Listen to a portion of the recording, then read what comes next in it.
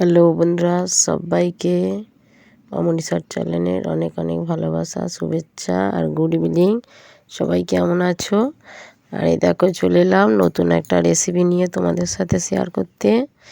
আর কেমন হয়েছে রেসিপিটা সবাই দেখে কমেন্ট করে বলো, কেউ স্কিপ করো না।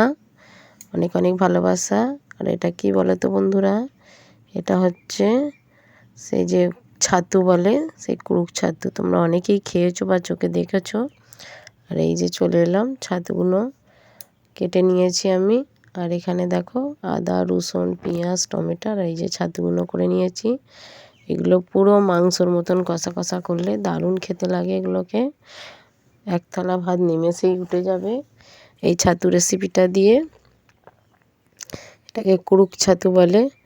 এমনি খড়ের গাদাতেও পাওয়া যায়। আর এটা আমাদের মানে কথা চাষের মতো তৈরি করা ছাতু, চাষের যে তৈরি করে সেই ছাতু, কুড়ুক ছাতু। আর এটা খেতে পুরো মাংসর মতন লাগে। এইভাবে রান্না করলে আমিও দেখো কীভাবে রেসিপিটা করলাম, তোমাদের সাথে শেয়ার করলাম।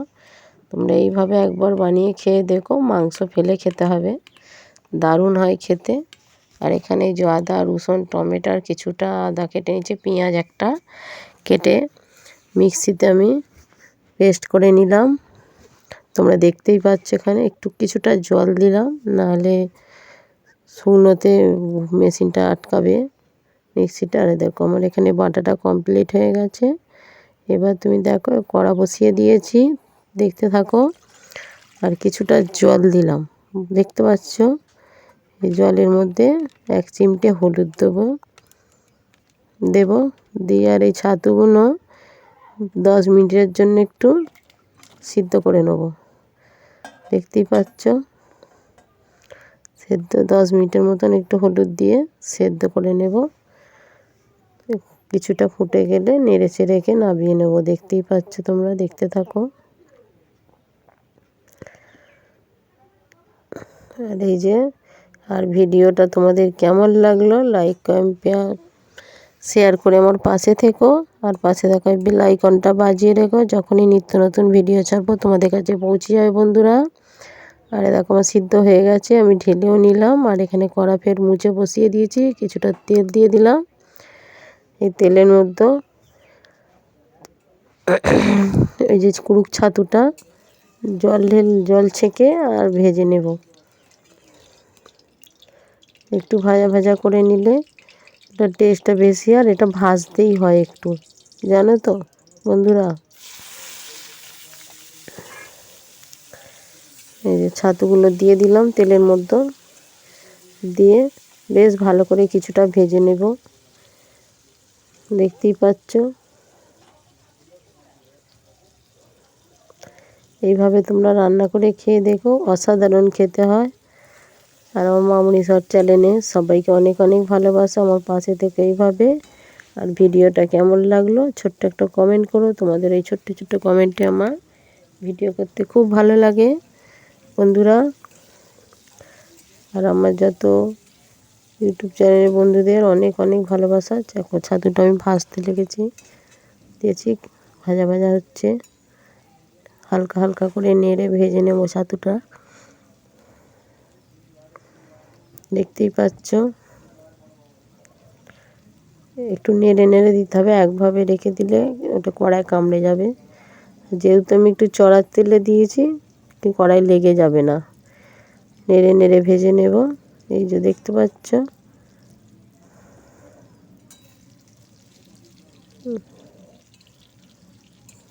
এই যে একটু হালকা হালকা লাল লাল হয়ে গেছে। এবার আস্তে আস্তে আমি ভাজে এইগুলোকে তুলে নেব। দেখতেই পাচ্ছ আমি কড়া সাইড করে করে, তেল যাতে না থাকে অল্প, সাইড করে করে তুলে নেব।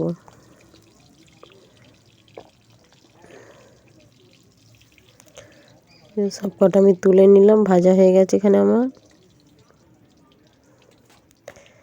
এবার দিয়ে দেবো আর কিছুটা তেল, দেখতে পাচ্ছ কড়ার মধ্যে দিয়ে। আর এই যে বেটে রাখা মশলাটা দিয়ে দিলাম এতে। আমি এখানে কিছু গোটা মশলা ইউজ করব না, যেহেতু এটা কাই কাই মতন করব, যেমন মাংস কষা করে আমি সেই কষা টাইপের করব। আর এই কষাটার জন্য যেহেতু আমি গোটা গরম মশলা দিলাম না, আমি লাস্টে গরম মশলাটা ব্যাক ক্যামেরায় দিয়েছি, তোমাদের দেখানোও হয়নি। এই যে নুন, লঙ্কা, হলুদ দিয়ে দিলাম একসাথে, দিয়ে এটা মশলাটাকে ভালো করে কষিয়ে নেব। ভালো করে কষাতে হবে বন্ধুরা, নাহলে এই রসুনের পেঁয়াজের গন্ধটা ছাড়বে। ভালো করে কষানো, এই মশলাটা যত কষাবে সে রেসিপিটা খেতেও দারুণ লাগবে। এই রেসিপিটা অসাধারণ লাগবে, এর গন্ধেই টেস্টিতেই খাওয়া যাবে। যেমন মাংস কষাটা যতটা ভালো লাগে, তারপর ঝোলে অতটা ভালো লাগে না, বুঝলে তো বন্ধুরা। আর এখানে আমার কারেন্টটা চলে গেছিলো, কড়াটা অন্ধকার হয়ে গেছে, দেখতেই পাচ্ছ তোমরা। আর এই কষিয়ে নিয়ে আমি একটু সামান্য জল দিলাম, জল দিয়ে ভালো করে ফুটে নেবো। মশলাটা আমার কষানো হয়ে গেছে, যতক্ষণ না মশলাটা তেল ছেড়েছে ততক্ষণ আমি কষেই গেছি। এবার এটাকে বেশ করে কিছুটা ফুটিয়ে নেব আগে। পুরো ঝোলটা দেখো আমার গাঢ় গাঢ় হয়ে আছে। এবার ভালো করে ফুটিয়ে গেলে তখন আমি ওই ছাতুগুলো দিয়ে দিলাম। অনেক ফুটিয়ে গেছে ঝোলটা, কিন্তু আমার অনেকটাই মরে গেছে, বেশি জল দিইনি, তবু আমি ঝোলটাকে মেরে পুরো গায়ে গায়ে করেছি। এবার কিছুটা ফের ফুটিয়ে নেব, তোমরা দেখতেই পাচ্ছ।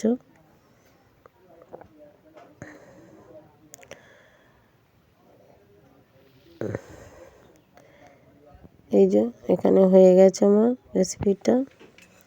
এবার নামিয়ে নেব। নেওয়ার পর দেখতে পাচ্ছ কত সুন্দর লোভনীয় খেতে হয়েছে না?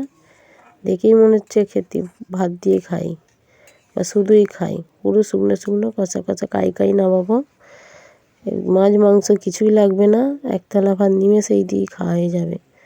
দারুণ হয়েছে। আর আমার ভিডিও ভালো লাগলে লাইক কমেন্ট শেয়ার করুন, পাশে থেকো। সকল বন্ধুদের অনেক অনেক ভালোবাসা। আর সবাই ভালো থেকো, সুস্থ থেকো, সবাইকে অনেক অনেক ভালোবাসা বন্ধুদের। দেখো কত সুন্দর লোভনীয় হয়েছে না কুড়ুক ছাতু রেসিপিটা। তোমরা এইভাবে একবার বানিয়ে খেয়ে দেখো, অসাধারণ খেতে হয়। সবাইকে অনেক ভালোবাসা, সবাই ভালো থেকো, টাটা।